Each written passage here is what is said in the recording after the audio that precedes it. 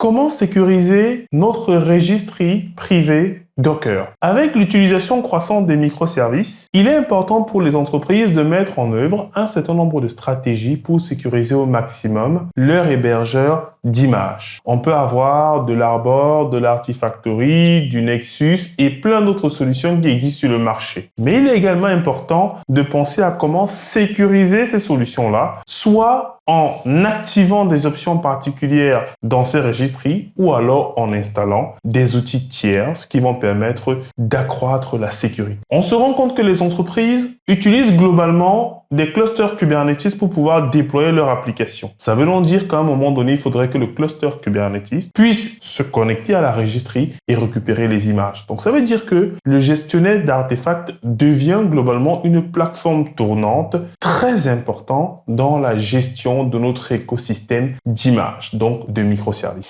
Et dans cet épisode, je vais vous indiquer les astuces que vous devez utiliser pour mettre en place de la sécurité sur vos registres Docker en entreprise. On va dire que c'est un résumé des bonnes pratiques que j'ai pu voir chez divers clients, notamment dans les grands groupes. Mais avant, si c'est la première fois que vous regardez une de nos vidéos, je suis Diran Tafen, formateur et consultant passionné dans le domaine du cloud et du DevOps. Et au quotidien, je fais des vidéos comme celle-ci pour partager ma passion, mon savoir. Donc, si ce sont des sujets qui t'intéressent, n'hésite pas à t'abonner et je te laisse quelques secondes pour le faire. Voilà.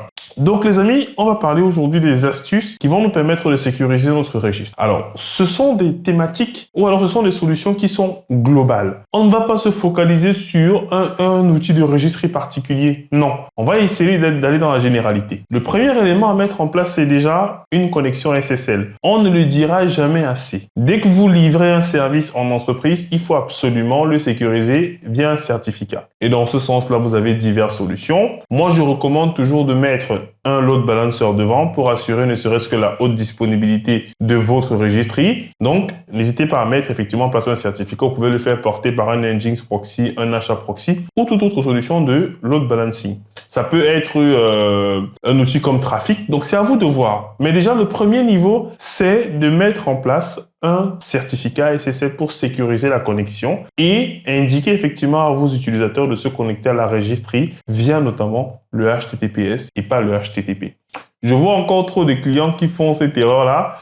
On commence effectivement à mettre en place une registry et après on oublie finalement de mettre en place le SSL et pourtant c'est déjà passé en production parce que quelques tests étaient concluants. Du coup, on commence à utiliser. Donc, bien penser dans votre checklist à mettre en place un certificat. Ensuite, il est important de connecter votre outil de gestion de registre de vos images à un outil d'authentification. C'est important de pouvoir tracer l'ensemble des opérations qui sont faites, que ce soit le push d'image ou alors le pull. C'est très important de pouvoir suivre cette historicité-là. Donc, les gens doivent pouvoir effectivement se loguer et ils doivent donc utiliser des comptes nominatifs. C'est pour ça que je recommande de connecter généralement la solution de registry à la solution de SSO de l'entreprise. Ça peut être un AD, ça peut être un LDAP de base, ça peut être une autre solution. Mais grosso modo, il faudra absolument que l'on puisse avoir des comptes nominatifs, donc connecter éventuellement votre registry à un outil d'authentification interne à l'entreprise pour que les gens utilisent tout simplement le même compte qu'ils emploient déjà pour l'AD.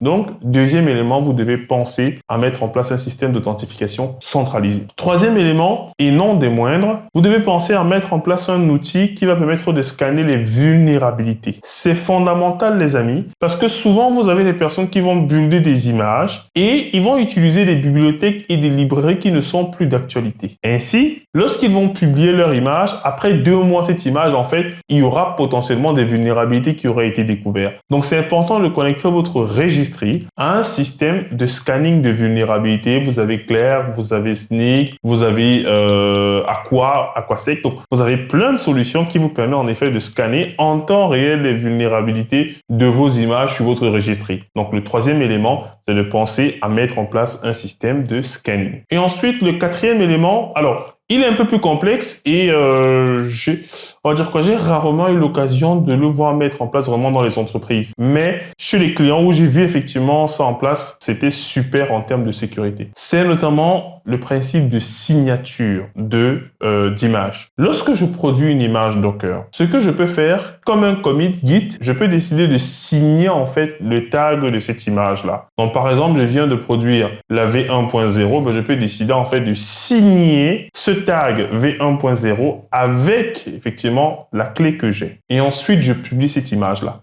L'intérêt effectivement de cette façon de faire, c'est que j'atteste que 1, c'est moi qui ai produit cette image-là, un peu comme un mail que je signerais. Et 2, ça me permet également d'indiquer au système tout entier que c'est une image qui est potentiellement prod ready. Et du coup, sur les machines qui vont récupérer ces images-là, elles pourront simplement dire « Je veux récupérer uniquement les images qui sont signées ». Et c'est là on parle souvent de Docker Contain Trust, qui est une option sur Docker qui permet de dire à Docker de ne récupérer que les images qui sont globalement signées. Alors, ce qui peut souvent arriver en entreprise, c'est que vous avez plusieurs versions en cours de développement, mais c'est toujours la version 1. Donc, vous avez plusieurs développeurs qui ont poussé une V1 de votre image, mais vous souhaitez absolument que l'une de ces V1-là soit vraiment la version qui sera utilisée. Qu'est-ce que vous pouvez faire? Vous pouvez tout simplement signer le tag V1, l'un des tags spécifiques, vous le signez en V1 et vous publiez. Ce qui fait que lorsque vos serveurs vont vouloir récupérer ces images-là, alors automatiquement, ce n'est que l'image qui a été signée qui sera poolée. Donc, voilà une autre astuce qui va vous permettre de sécuriser au maximum vos images et donc, in fine, votre infrastructure. Parce que n'oubliez pas, si vous avez des vulnérabilités dans vos images, potentiellement, un attaquant pourrait exploiter cette vulnérabilité pour rebondir ensuite sur les couches beaucoup plus basses de votre infrastructure. Il va passer par le conteneur qui utilise l'image, ensuite il va passer sur l'OS, ensuite il va passer sur l'hyperviseur et il peut descendre ainsi jusqu'à des couches même que vous n'imaginez pas. Donc, pensez bien à ces 4 éléments de sécurité. Je les résume encore. 1, il faut protéger votre registre via un certificat. Ensuite, vous devez mettre en place un système d'authentification pour pouvoir tracer les actions qui sont faites et de façon nominative. 3e élément, vous devez absolument penser à une solution de scanning de vos images en temps réel. Vous avez Snyk, vous avez Trivai, j'en ai parlé de quelques-uns.